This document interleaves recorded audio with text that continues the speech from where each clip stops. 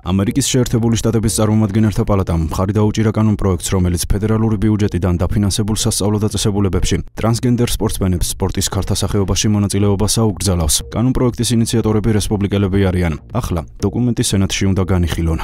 ქალსა და მამაკაცს შორის განსხვავება აშკარაა და რადიკალმა მემარცხენეებმა ამ განსხვავების ძალით აღმოფხვრა გადაწყვიტეს. მათ ჩვენი საზოგადოების ფუნდამენტური მახასიათებლების წაშლა სურთ. არასდროს არ უნდა მივცეთ უფლება ჩვენს ქვეყანას, რომ ამ ამორალურ იდეოლოგიას დანებდეს. წმინდა წერილი გვახსენებს, რომ ღმერთმა ქალი და კაცი შექმნა. აღიარებულია, რომ ქალი და კაცი ერთმანეთისგან ბიოლოგიურად განსხვავდებიან. ამას მეცნიერებაც ეთანხმება. ძალიან ბევრი ვიდეო მაქვს ნანახი იმის შესახებ, თუ რას უშვებიან ტრანსგენდერი სპორტსმენები ქალებს. ისინი მათ ცხვირს უტეხენ, სასტიკად ეპყრობიან. როდესაც ტრანსგენდერი ქალები ქალთა სპორტში მონაწილეობენ, ამ დროს მოედანზე მკაფიო წესები ირღვევა. ქალები ამისგან უნდა დავიცვათ. ეს კანონპროექტი კი ერთადერთი გზაა. სამარცხვინოა, რომ ოპოზიციური პარტია ამ დოკუმენტს, ანუ ქალთა დაცვას მხარს არ უჭერს.